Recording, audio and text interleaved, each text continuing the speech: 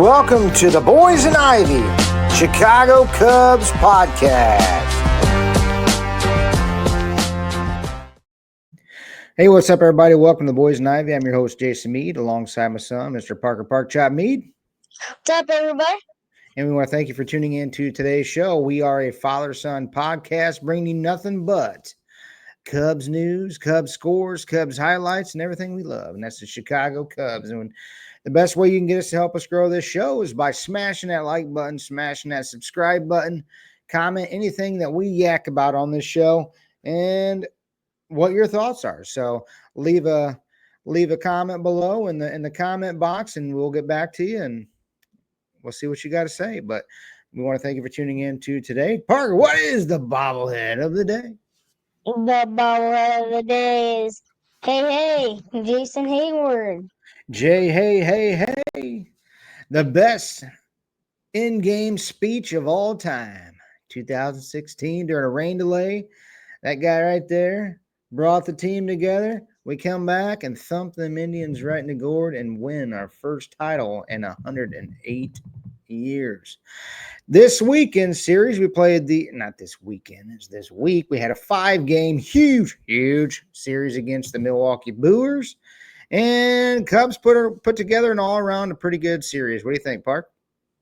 Oh, yeah, we did great. Getting 3 out of 5 was great for us. And we just need to keep winning. Just got to keep winning. I know we dropped the one today, but overall, I liked how we played. Cubs did win the series over the Brewers this year. We won 7 out of 12. So that was good. We owned them this year. Actually, we didn't own them. They owned that whole division, right? But we did win 7 out of 12. So we got the leg up on them. Monday, fastball Freddie dominated us 7-0, giving up one stinking hit, Parker. That was a boring game, wasn't it? Owen Caissie did get his first MLB hit. Were you excited about that? Oh, yeah, I was super excited. That ball was 100 miles an hour on the outside on 2 strikes. And he still hit it. Dog.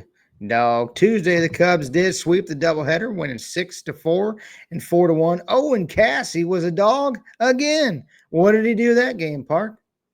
Well, he hit his first dong, and that was awesome to see. When he hit that, I was so pumped. And all around, he was just a great player this weekend. And he's starting to maybe catch a little hot streak. I hope he stays in the lineup and keeps hitting like he has been doing in these past couple of games, and hope for the best for him. Wednesday, the Cubs did win a nail-biter, 4-3. Michael Busch had a big 3-run double. Matt Shaw added a huge home run at the end, but Jacob Mizrowski pitched that game. That guy's a stud. But he's pretty wild though too. That's kind of what happened. He got a little wild there, and Michael Busch smacked that double, and that was pretty much the game, right? Oh yeah, that was a huge hit right there, and the rest is history, I guess. But Matt Shaw adding that home run there late, and the Cubs were prevailing. That was pretty sweet. But the Cubs did lose today, 4-1. Bryce Terang had himself that guy's a stud. Oh yeah, that guy, he hits home runs left and right. He's fast. He's just an all-around great player. And I'm assuming he's probably a pretty good dude too, because when those players are pretty good, sometimes they're good dudes like Pete. So brain fart of the series. Today, I looked at the lineup when it came out, and it doesn't have Matt Shaw or Owen Caissie in there. What in the world would you think that'd be a great idea after what he's done after the All-Star break? Parker, were you pretty surprised about that? Because I know I was. Oh yeah, I was super surprised because you're like, why is he taking him out of lineup? He leads in everything from the All-Star break. And pretty much across the board in the MLB, he leads everything since the All-Star break. Not only that, but defensively, he's been a wizard at third. Some of them plays he made, like that barehanded play he made the other night, one hop to the first base and bang, he was out. And How do you take that guy out right now? He's your best player right now. Him and Nico's been the best player on this squad. Why in the world would you take them both out in the biggest series of the year? I just don't get it. Brain fart of the week. Yep, that's him. Oh yeah, I don't know. Oh, Parker's frozen. Look at him. Wake up, Parker. Wake up. He's frozen. Oh, we're back. He's back. He's back. He's back. Parker, what is your play of the series? My play of the series is Willie Castro's throw to home plate on a dart. That was awesome. Threw out Bryce Terang, and that was just an absolute insane football bat. First and third. Willie Castro makes that catch and fires a laser to the plate. What a bang bang play. That place was rocking after that. And the Cubs ended up prevailing that night. But yeah, Parker, who was your MVP of the series? My MVP is kind of between two. Say Michael Bush did pretty good this series, and also Owen Caissie, man, he had a pretty good week. I feel like they're both the MVPs, and also Matt Shaw had a great week. I feel like most of them did. So I feel like there's not an MVP. They all did pretty good. So I think for me, it's probably. I mean, Owen Cass had a big game, but my favorite part of probably this it was that Matt Shaw at bat. He had like 11 pitch at bat. I mean, he was facing some nasty stuff coming in on his hands, and he fought it off and fought it off and fought it off. Got walked, got the bases loaded there, and they got the big hit. But that right there to me was one of the biggest plays of the weekend. Now that I'm going to have to go with my guy Matt Shaw on that for my MVP of the weekend. But Owen Cassidy did have a great weekend as well. And also, Michael Bush had some big moments in this weekend. He had some nice knocks and not a bad weekend. This guy, though, Kyle Tucker, continues to struggle. Now, we've been a little harsh on him the last couple of times, but, man, we need this guy. We need him to come through. We need to be the Kyle Tucker that we all know of. And just had another struggle bus weekend. But there was some news came out that he got hurt back a couple months ago.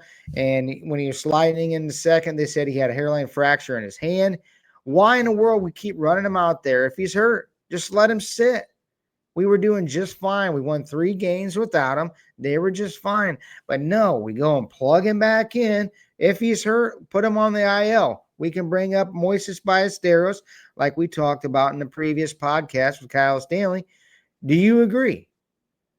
Oh yeah, you should. I mean, you don't want a guy that's hurt playing because he's probably most likely not going to do anything unless you're Kobe Bryant that goes out and shoots 3 throws.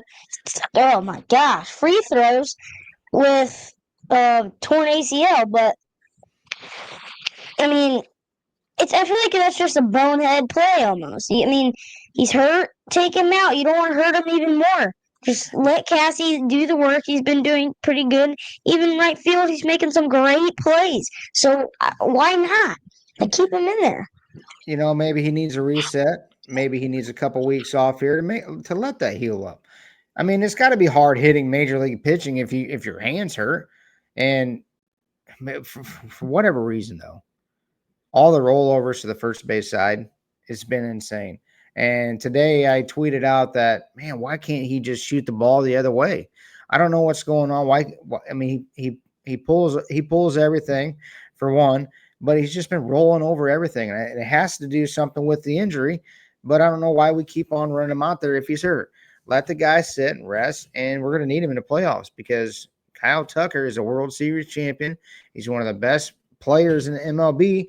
Like I said, we've been a little rough on him, but you know what? It's kind of been well-deserved because, you know, the running out of the box thing for us was that drove me crazy. But we need this guy. We're going to need him in the playoffs. We need to let him sit, rest, chill out, and hopefully come back better than ever. And then we win the World Series. This guy, too, he might need a little break. Your boy, man. PCA, 2 for 16 in the series. He's pressing a little bit, but he swings at everything. But we need him too. He's been working a little bit of walks. He's been a little but man, like, you can't lay off the slider in the dirt.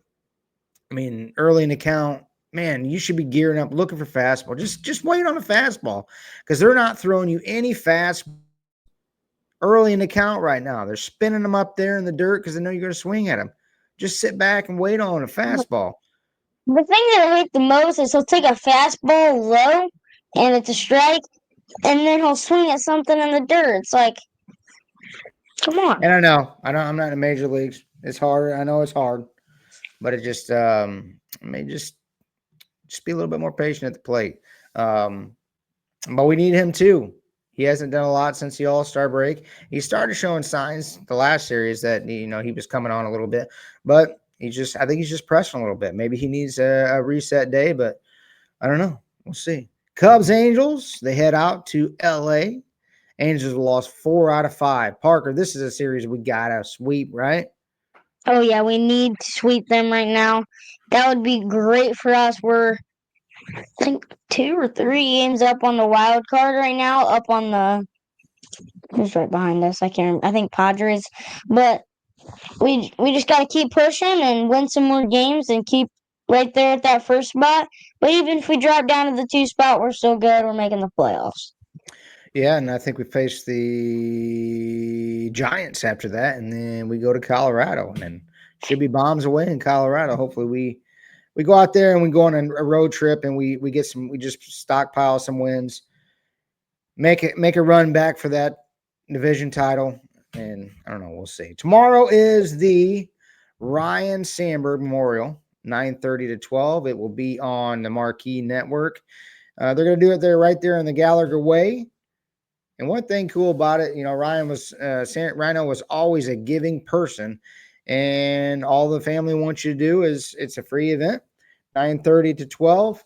They'll be showing like some highlights of this show, and they're going to show the private funeral and stuff like that. But they want you to bring a non-perishable item to the funeral for the food bank up there in Chicago. So just another thing that Rhino does, just to give it back to the community the best he can, right?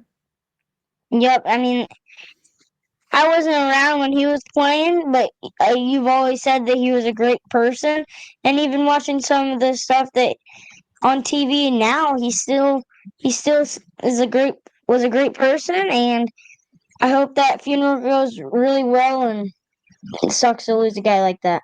Yep, and they'll have some stuff out there by a statue as well. But yeah, it'll be in Gallagher Way tomorrow, 9:30 to 12 in Chi-Town. I wish I could go, but I won't be able to. So, but we want to thank you for tuning in to today's podcast. We appreciate it. Like I said, the best way you can get us to help grow the show is by subscribing, smashing the like buttons, comment anything you want below on anything that we yak about. Also follow us on Spotify and any other platforms out there that you get your podcast. And like I said again, we just thank you for tuning in to today's show. And we hope you have a great weekend, and go Cubs go. Parker, break us down. Get us out of here. This is Boys and Ivy, and see ya. See ya. Thank you for watching the Boys and Ivy Cubs podcast. And like always, go Cubs go!